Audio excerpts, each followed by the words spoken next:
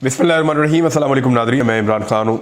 एक नया सर्वे आया है, एप्सोस का सर्वे है, और एप्सोस पाकिस्तान के सर्वे के मुताबिक कुछ नई चीज़ें सामने आई हैं। मैं आपके सामने रख देता हूँ। अब मुख्तलिफ मीडिया ने इस सर्वे को छापा है। जो हुकूमत का हमायती मीडिया है वो ज़रा और चीज़ें छाप रहा है, जो हुकूमत का मुखालिफ मीडिया है वो कुछ और चीज़ें छाप रहा है। तो सारी जगहों से मैंने जितने फैक्ट्स हैं वो कलेक्ट किए आपके सामने रख देता हूँ। फैक्ट्स ये कहते हैं कि माली सूरत हाल कमज़ोर हुई है पाकिस्तानियों की, और इसके हवाले से उन्होंने आदाद शुमार इकट्ठे किए हैं। अवामी सर्वे के मुताबिक मार्च के महीने में, अब ये अप्रैल और मई बाद में आया है, यानी जब ये एक पॉलिटिकल गेम शुरू हुआ था और परेशानी शुरू हुई थी मार्च अप्रैल के दौरान, ये तब का सर्वे है। अब अगर दोबारा सर्वे करवाया जाए तो इस वक्त तो हालत ही बहुत बुरी है। अब मार्च के महीने में 42% लोग ये समझते थे कि उनकी हालत कमज़ोर है। अब 45% लोग ये समझते हैं कि उनकी हालत माशी जो है वो बहुत कमज़ोर है। और ये भी जो सर्वे है ये आज से तकरीबन एक महीना पहले का वो डाटा है, वो इस तरह कलेक्ट होकर फिर आता है। ऐसा नहीं है कि फौरी तौर पे आपको मिल जाता है। 60% पाकिस्तानी आइंदा 6 माह में माली सूरत हाल में बेहतरी के लिए कोई उम्मीद नहीं रखते। 51% पाकिस्तानियों का 91% 91% पाकिस्तानियों का कहना है कि खराब माशी हालात के बायस वो कोई पैसा नहीं बचा पाते या उनके पास पैसे नहीं बचते। इसके अलावा इसमें कुछ और भी डाटा है जो ये बता रहा है कि मुल्क में महंगाई बहुत ज्यादा बढ़ती चली जा रही है। मुल्क की सिमत और माशी सूरत हाल से लोग खासे परेशान हैं। सर्वे के मुताबिक मुल्क की सिमत को जो गलत कहते हैं लोग कि पाकिस्तान ठीक डायरेक्शन में या ठीक सिमत में नहीं जा रहा। पहले 80% लोगों का यह मानना था कि पाकिस्तान ठीक सिमत में नहीं जा रहा। इस वक्त 88% लोग ये मानते हैं शहबाज शरीफ के आने के बाद कि पाकिस्तान ठीक सिमत में नहीं जा रहा। सिर्फ 12% लोग ऐसे हैं जो या तो इसका जवाब नहीं देते या वो कहते हैं कि पाकिस्तान ठीक सिमत में जा रहा है। तो 88% लोग कहते हैं कि पाकिस्तान की सिमत दुरुस्त नहीं है। मुल्की मईशत को 49% अफराद ने कहा कि बहुत कमजोर है। 64% अफराद ने कहा कि आइंदा 6 माह में माशी तरक्की से बिल्कुल वो नाउमीद है। इसके बावजूद शहबाज शरीफ साहब अपने बजट की तारीफें कर रहे हैं। बजट के अंदर बड़ी बड़ी गलतियां पकड़ी जा चुकी हैं। पहली मरतबा हुआ कि किसी बजट में इतनी बड़ी बड़ी गलतियां हो, और अभी आने वाले दिनों में मजीद महंगाई का तूफान आने वाला है। 24% पे महंगाई पाकिस्तान की पहुंच चुकी है, और 25 से 30% के बीच में महंगाई इस साल रहने की तवक्को है, और यह पाकिस्तान की तारीख की सबसे बड़ी महंगाई होगी। लेकिन इसके बावजूद शहबाज शरीफ साहब अपने बजट की तारीफ कर रहे हैं, और वो ये कह रहे हैं कि नौजवानों के लिए, तालीम के लिए और बड़े मौके में दे रहा हूं। कबायली इलाकों के हवाले से इमरान खान साहब ने स्टेटमेंट जारी किया, वो मैं आपको बता देता हूं। इमरान खान साहब का यह कहना है, इंपोर्टेड हुकूमत की जानिब से कबायली इजला के लिए बजट 2022-23 में कोई इजाफा नहीं किया गया, बल्कि बजट कम किया गया है। हमारी हुकूमत ने कबायली इजला को खसूसी जरूरियात के पेश नजर बजट में 3 गुना इजाफा किया था, लेकिन मौजूदा महज 110 अरब का बजट रखा गया है। पाकिस्तान तहरीक इंसाफ पीटीआई के दौरे हुकूमत में कबायली इजला के लोगों के लिए 131 बिलियन रुपए बजट में मुख्तस किए गए थे, और यह 3 गुना इजाफा था जो पाकिस्तान तहरीक इंसाफ की हुकूमत ने किया था। और वो कबायली इलाकों में शानदार तरक्याती मनसूबे करना चाहते थे, और उन्होंने इसके लिए एक बड़ा बजट रखा था, लेकिन मौजूदा हुकूमत ने इस पर तवज्जो नहीं दी। साथ ही साथ जो है वो जो गिला सामने आया वो आया गिलगित बल्तिस्तान की जानिब से। वफाकी हुकूमत ने जानबूझकर हमारा बजट कम कर दिया है, वजीर आला गिलगित बल्तिस्तान ने यह कहा, और उन्होंने मुराद सईद के साथ, अली अमीन गड्डापुर के साथ बैठकर ये एक प्रेस कॉन्फ्रेंस की है। इस साल के बजट में जीबी के लिए कम से कम 50 अरब रुपए रखे जाने थे। गिलगित बल्तिस्तान के लिए 50 अरब रुपए रखे जाने थे, लेकिन तरक्याती बजट में 50% कटौती कर दी गई है। वफाकी हुकूमत ने जानबूझकर मजीद बजट कम कर दिया है, और बजट कम करने के पीछे मकसद यही होता है कि वहां के लोगों को तोड़ा जाए, तरक्की के नाम के ऊपर उन्हें कहा जाए कि अपने नुमाइंदों को परेशान करे, और वो हुकूमती कैंप में शामिल हो जाए, कोई फॉरवर्ड ब्लॉक बन जाए, और वहां पर रिजीम चेंज हो जाए। तो गिलगित बल्तिस्तान का रिजीम चेंज करना इस वक्त एक बड़ी जिम्मेदारी है जो आन पड़ी है वफाकी हुकूमत के कांधों पर। उनके सहूलतकार उनको मदद फराम करेंगे। जैसे उन्होंने पाकिस्तान में रिजीम चेंज किया, इमरान खान को निकाला, पंजाब में रिजीम चेंज किया, वैसे ही अब वो गिलगित बल्तिस्तान में भी रिजीम चेंज करना चाहते हैं। गिलगित बल्तिस्तान खुश नहीं है जबकि कबायली इलाकों के लिए भी कोई बजट नहीं रखा गया। और इन सारी चीजों के ऊपर पाकिस्तान का मीडिया खबर देने के लिए इसलिए तैयार नहीं है कि मीडिया को इस हुकूमत ने खुश रखा हुआ है। ये बड़े बड़े इश्तिहारात दिए जा रहे हैं, आधे आधे सफ़े के इश्तिहारात दिए जा रहे हैं, पूरे पूरे सफ़े के इश्तिहारात दिए जा रहे हैं और लगातार दिए जा रहे हैं और फौरी तौर पे पेमेंट्स की जा रही हैं ताकि पाकिस्तानी मीडिया को जितना किया जा सके मैक्सिमम वो खुश किया जाए। साथ ही साथ पंजाब में धांधली का बड़ा मंसूबा बना लिया गया है। जो 20 हल्के जिनके अंदर इलेक्शन होने जा रहा है, एक तो याद रखे कि जो मखसूस नशिस्तें होती हैं वो किसी पार्टी को उसके जीतने के तनासुब से मिल जाती हैं जनरल इलेक्शन के बाद।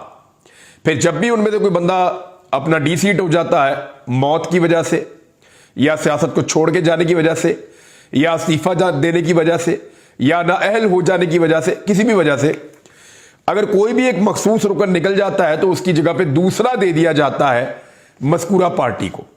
अब पीटीआई के 5 मखसूस रुकन निकले और उन्होंने जाके हमजा शहबाज को वोट डाल दिया, लेकिन उनके वोट को गिना नहीं गया सुप्रीम कोर्ट के फैसले के बाद और इलेक्शन कमीशन ऑफ पाकिस्तान ने उनको फारिग भी कर दिया।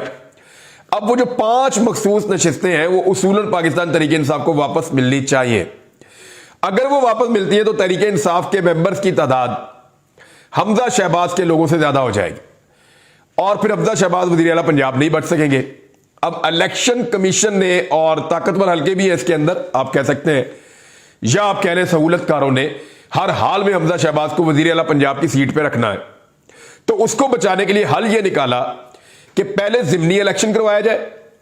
ज़िमनी इलेक्शन के अंदर जो जितना जीते उस तनासुब से उसको मखसूस नशिस्तों के वो बंदे दे दिए जाए या औरतें दे दी जाए। अब ये एक नया खेल खेला जा रहा है जिसकी आइन में और कानून में कोई गुंजाइश मेरे मुताबिक, जितना मैंने इसको समझा है, या आईनी माहिरीन के मुताबिक बिल्कुल नहीं है, लेकिन इलेक्शन कमीशन ऐसा ही खेल खेल रहा है। पाकिस्तान तहरीक इंसाफ सरापा एहतजाज है, अदालत में भी जाती है, हर जगह जा रही है। हमजा शहबाज का अदालत में केस चल रहा था, ऐसा लगता था फैसला आने वाला है, तो जज साहब ने फैसला देने से पहले ही अपने आप को बेंच तोड़ दिया और फिर नए जज आ गए। अब वो नए सिरे से फिर दोबारा सुनेंगे पूरा, फिर लंबा प्रोसीजर चलेगा, तो तब तक ज़िमनी इलेक्शन हो जाएगा।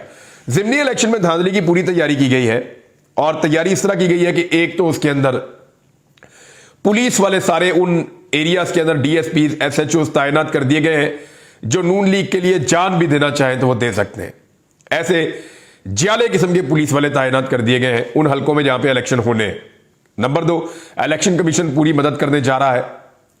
नंबर 3, जो तरक्याती फंड है, हमजा शहबाज साहब, क्योंकि इन्होंने कोई फंड तो पहले बनाया नहीं हुआ था, बजट अभी आने वाला है, लेकिन इसके बावजूद धड़ाधड़ तरक्याती फंड जो है वो वहां पे लगाए जाएंगे और उन्हीं लोटों के जरिए लगाए जाएंगे जो पाकिस्तान तहरीक इंसाफ को छोड़कर गए थे।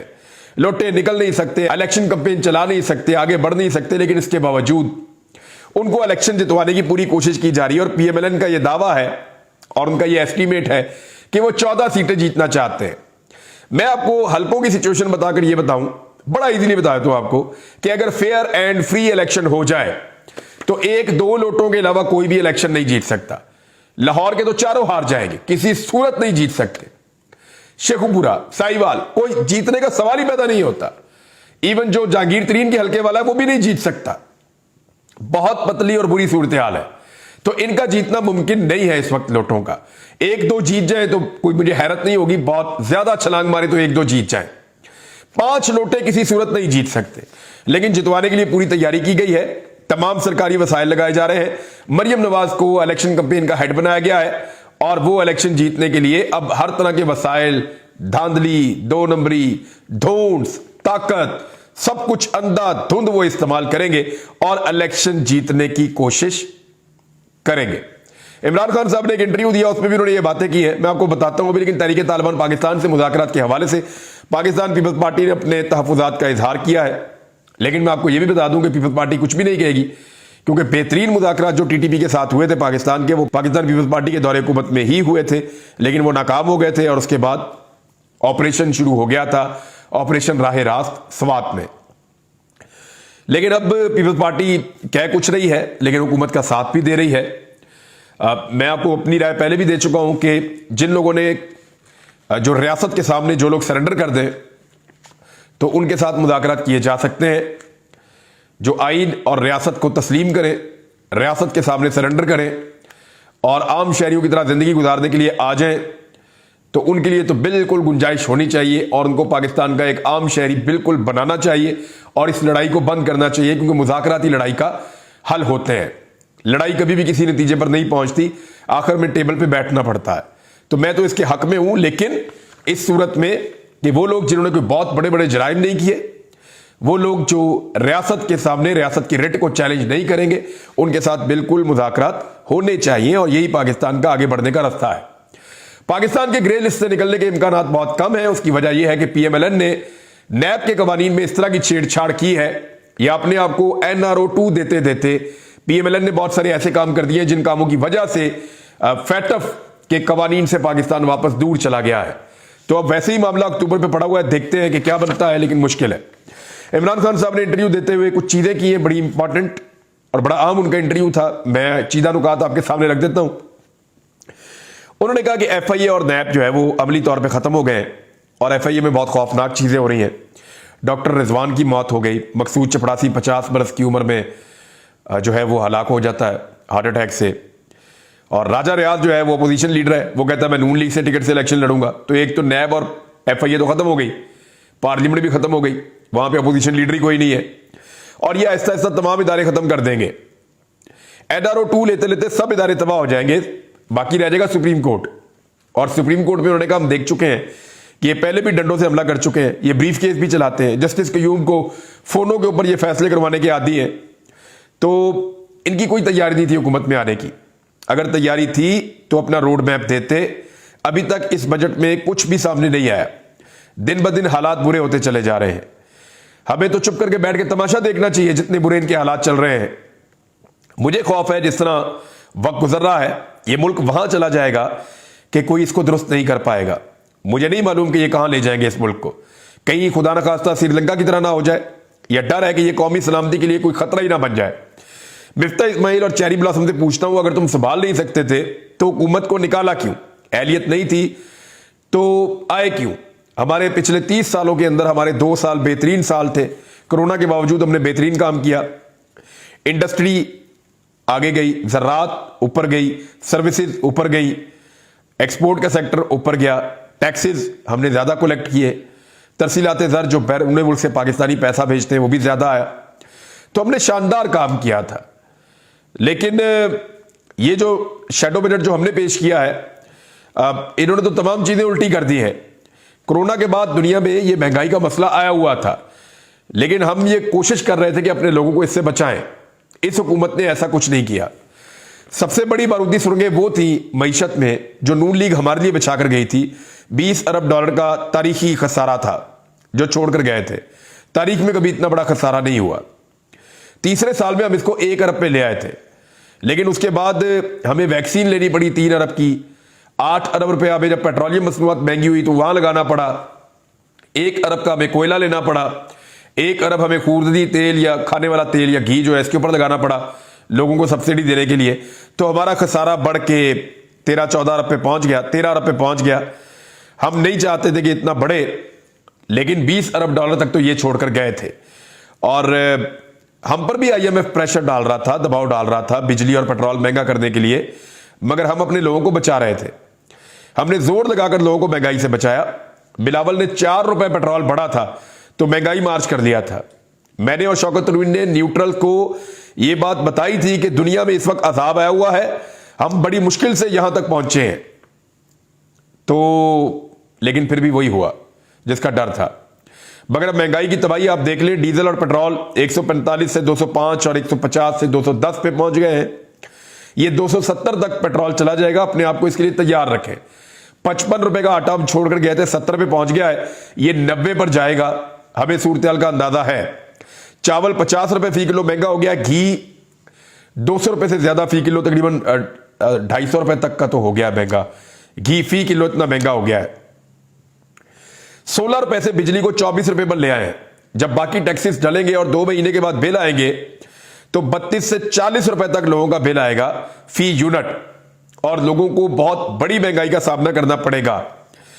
2 महीनों में इन लोगों ने जो महंगाई की है, इतनी महंगाई हमने 3.5 साल में नहीं की। इन्होंने अभी इलेक्शन में धांधली का प्लान किया हुआ है। पुलिस साथ मिलाई हुई है, सरकारी फंड इस्तेमाल कर रहे हैं, इलेक्शन कमीशन इन्होंने साथ मिलाया हुआ है, ट्रांसफर पोस्टिंग इन्होंने अपनी मर्जी से कर ली है। तो इनकी पूरी कोशिश है, क्योंकि इलेक्ट्रॉनिक वोटिंग मशीन उन्होंने आने नहीं दी, ओवरसीज पाकिस्तानियों का वोट ये डालने का हक नहीं दे रहे, आई वोटिंग ये खिलाफ है। तो ये हर चीज के इन्होंने बंदोबस्त किया है और ये पूरी धांधली का मंसूबा बना रहे हैं। और लेकिन इसके बावजूद हम मुकाबला करेंगे और पूरी ताकत के साथ इलेक्शन लड़ेंगे। इमरान खान ने कहा कि इस मरतबा एहतजाज करूंगा तो पूरी ताकत के साथ आऊंगा। हमारी औरतों और बच्चों पर बदतरीन शेलिंग की गई, घरों में घुसकर औरतों को हिरासा किया गया। अगला पावर शो करूंगा, लेकिन उससे पहले सुप्रीम कोर्ट ऑफ पाकिस्तान से इजाजत लूंगा। मुरासला उनके सामने पड़ा है, महंगाई वो देख रहे हैं। क्या इस मुल्क में जमहूरियत है? अगर जमहूरियत है तो फिर हमें पुरअमन एहतजाज की इजाजत होनी चाहिए। पहले सुप्रीम कोर्ट बोले, उसके बाद इमरान खान साहब ने एक्चुअली सुप्रीम कोर्ट को भी एक सिचुएशन में डाल दिया है कि सुप्रीम कोर्ट कैसे एक जमहूरी हक से मना कर सकता है। और इमरान खान साहब को अगर जमहूरी हक देते हैं तो पूरा पाकिस्तान इस्लामाबाद आ जाएगा और फिर मसला बन जाएगा हुकूमत के लिए भी, उसके सहूलतकारों के लिए भी। तो इमरान खान साहब गले की वो हड्डी बन गए हैं, इनके गले में फंसी हुई, जो ना निगली जाती है ना उगली जाती है। तो जिसने तजुर्बा किया है वो सब फंस गए। अब तक के लिए इतने, अपना ख्याल रखिएगा, अपने इस चैनल का भी। अल्लाह हाफिज़।